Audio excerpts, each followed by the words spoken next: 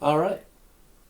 So I'm 45 years old. I'm a former ardent feminist, and now I'm thoroughly unhappy with my life. Right. So it's important to see the full context of decisions, of ideas that have been sold, and this is one of those stories that made it out that you won't find in pop culture. My name is Pam. I'm a 45-year-old, never married single woman with two cats and a dog. I have a successful career, and I have worked for the same company for 22 years. I have wonderful, uh, supportive parents and siblings. I'm truly best. However, I am miserable inside, and I have been for 22 years now. Back in 1998, I met Doug, a man who would be the true love of my life. We met at college at the end of our sophomore year, and were inseparable from that time until the day I broke up with him just after we graduated. Doug was a beautiful man and a terrific lover. He's the kind of guy every girl wants to find and marry. I had him but let him go. I cast him aside to quote unquote pursue myself. So 1998, the last year of college, she would have been like 22, right? So statistically, between 22 and 25 is your highest choice for most desirable partner for a woman, right? At that age, that's your peak power, and then it basically declines after that. Um, so, it would have been ideal for her to stay with it ultimately, and develop a deeper, more meaningful relationship beyond the couple year connection that they had. Development lasts a longer time. Like the true reintegration of the masculine, the giving of your feminine. That's a long lasting process. And the quote unquote pursue myself. This is code word for just hedonism. It's code word for it's the PR campaign of you can. It's like you can like telling yourself you can eat a bunch of sugar and not get fat. My final semester at college, we had classes with two progressive feminist instructors who really influenced my thinking.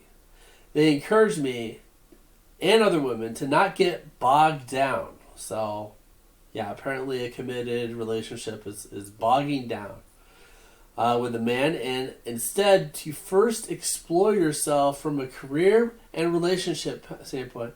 Oh, I just gotta find myself. I gotta take time and find out what's in my heart by banging a bunch of other dudes. This is what they're sold. It's okay to bang a bunch of dudes and different dudes. Experience the full spectrum of masculinity by sleeping with them. That's what you have to do. Just like dysfunctional men.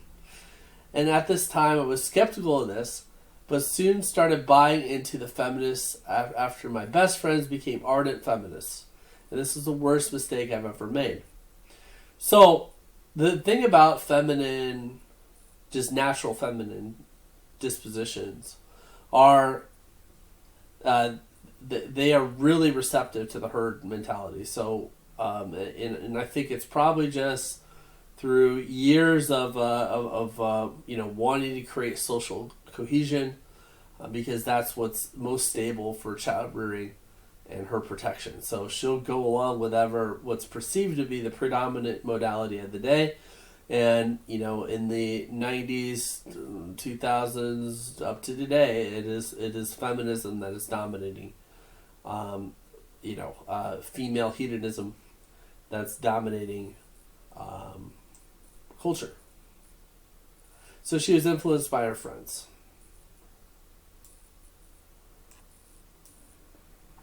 Doug loved me deeply and was dropping hints about marriage and children, something that I too wanted. So genetic desires there. It's they're always underneath the ideology influence and distortions. However, the draw for the movement and my friends swayed my thinking. That's what you're more receptive to. From feminine, you're more influenced by the herd for good or for worse. That's not a value judgment one way or the other. Sometimes it's empowering, sometimes it's inhibiting. And for this woman, it was inhibiting. So, however, the draw of the movement, the revolution, and my friends swayed my thinking. I'm not blaming them, as I am the one who eventually made the decision to end it with Doug. I just want to point out what brought me to where I am today. I'll never forget the day when I broke the news to Doug that I wanted to pause our relationship and explore myself, right? She might as well put that in quotes as well, right? Pause our relationship. There's no such thing as a relationship pause. Despite whatever's sold to you, despite, that you could have absolutely everything without any consequence, I can still see the look of shock and disbelief on his face as his eyes welled up in tears.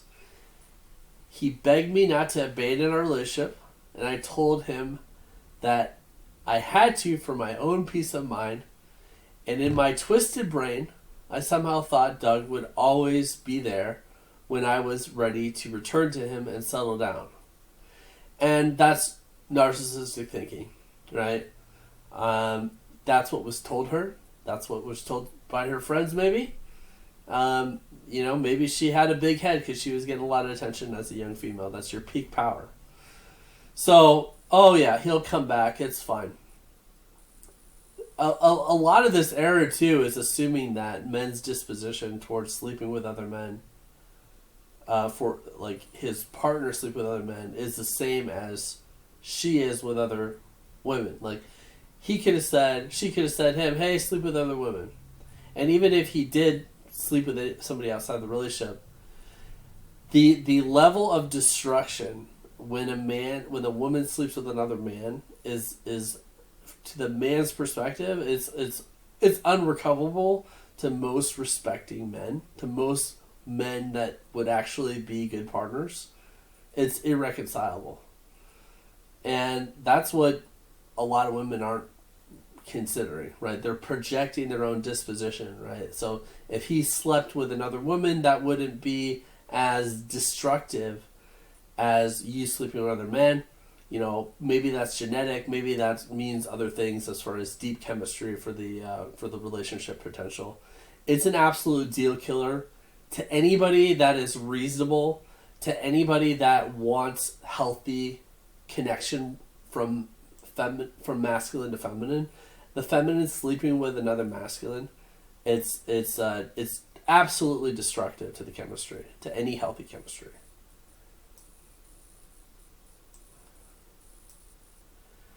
He begged me to come back to our relationship and professed how much he loved me.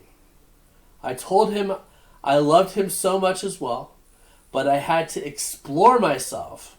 Oh, okay. At the end of the call, he told me, please save yourself for me, Pam. I love you so much, and if you have a relationship with another man, it will destroy me and any future relationship we may have. And that's him being true. This is a high-value masculine saying the facts, right? That's the reality. This infidelity is totally destructive to the chemistry here. I never thought as much of a statement as at the time. Of course she didn't. I'm gonna follow. I'm gonna be free. I'm gonna have my cake and eat it too. I'm gonna have my wild time and then come back to Doug. That's what's her thinking, and it's a narcissistic perspective. It's a feminine dominated perspective. As I was so forced to leave my jobs, as I was so focused on my new job, and I hadn't dated anyone since leaving Doug. That changed at the end of month 2 when I met Tom at a gas station. He was riding his motorcycle. He approached me to talk, asked for a number. I gave it to him, but wasn't really attracted to him. I was just intrigued with exploring my feelings up to this point. I had only dated and had sex with 2 men, Doug, and Doug had a short first love relationship I had back in high school. Tom and I went to the bar our first night and just talked. At the end of the night, I let him give me a quick kiss, and we had 5 additional days thereafter. I never let him get beyond a passionate kiss, and I wasn't really attracted to him. Tom continued to pursue me and let the weeks go by before I saw him again. It was a Saturday, and it had been nearly 6 months since I had sex with my love, Doug. Tom called me, asked out, and I accepted. At this time, I invited him to my apartment and let him go all the way. Though he was very kind to me, I felt nothing during the first and after our first lovemaking session. Tom continued to pursue me, and I let the weeks go by, and before I saw him again, it was a Saturday. I had been nearly 6 months since I last... Okay, let's repeat it. All I could think about was Doug and comparing him to Doug while we were having sex. Doug was a beautiful, caring lover, while Tom seemed very inexperienced and selfish. He didn't smell the same. I just didn't have any physical connection. That night after Tom left, I thought about Doug all night and how if he ever found out I was seeing another man, he'd have nothing to do with me. I thought I would just end things with Tom and go back to Doug, and I missed him so much. The next morning, Tom called and asked me if I'd like to go to Sunday brunch with him. He said he'd pick me up on his motorcycle and we could ride 30 minutes over to his new brunch spot in the neighboring town. I had nothing to do, so I accepted. It was about 1 p.m. when we arrived at the restaurant, and the place was busy. But I found a parking space right in front.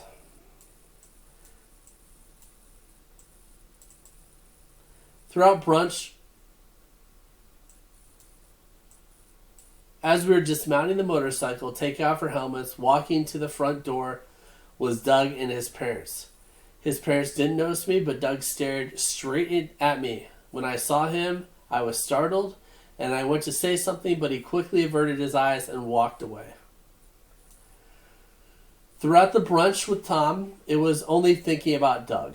After the meal, Tom wanted to take me on a ride out to the country, and I told him I wasn't feeling well and wanted to go home. When I got home, I called Doug's cell phone quickly, repeatedly, and left him messages asking him to call me, but he never did. As the ignored messages went on, I became more and more desperate to hear from him, and I started leaving messages about how much I loved him and wanted us to get back together, but Doug never responded. I continued calling him daily for the next 3 weeks and even sending him a heartfelt letter, but Doug never responded. One day I went to call him and got a recording stating his number was no longer in service.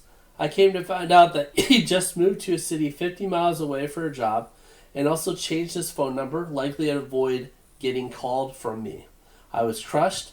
I knew I had destroyed the man and any hope I had to rekindle our relationship.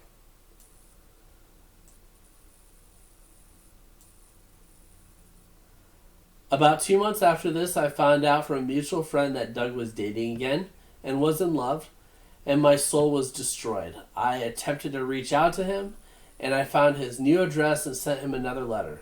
I never responded. He never responded. I eventually gave up and fell into a deep depression, started drinking at night to ease my pain. It started with 1 glass of wine, then 2, then 3, and the whole bottle some nights. I drank first at home and then started going out to happy hours at local restaurants.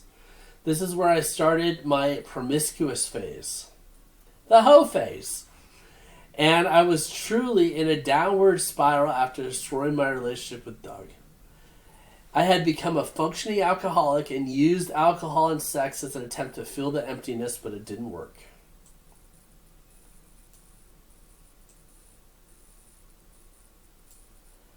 A year later, I found out Doug had his first child. On the other hand, I was still drinking heavily and now up to man number 15. my life was cascading out of control, and my balance I had with my job and my parents. My parents didn't know anything about my sexual escapades, but were very concerned about my drinking. So this is terminal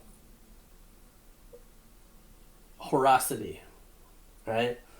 So you break one functional relationship, out of the depression you get into another one, and your expectations keep building and building and building and building with each man, and so each man is also, and as the time goes on, you're less and less attractive. So your capacity to draw the high value man at your peak, 22, is lower and lower, and your expectations are higher and higher. So terminal horosity. Fast forward to today, Doug and his wife are happily married and have 2 beautiful children, now well on their way to college. I have followed their lives daily on his wife's Facebook account. I usually start my day checking your page to see what's new in their lives, and I'm obsessed with them as I compare their beautiful lives to my miserable experience. This is highly dysfunctional, but you have to adapt.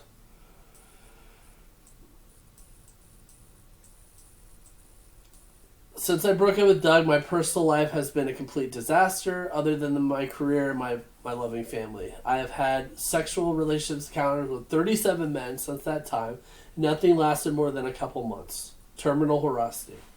I also, expectations grow higher as your sexual market value becomes less and less. And it becomes unsustainable. The Franken Chad has emerged, and no man can compare or compete, and so they never last past the honeymoon stage.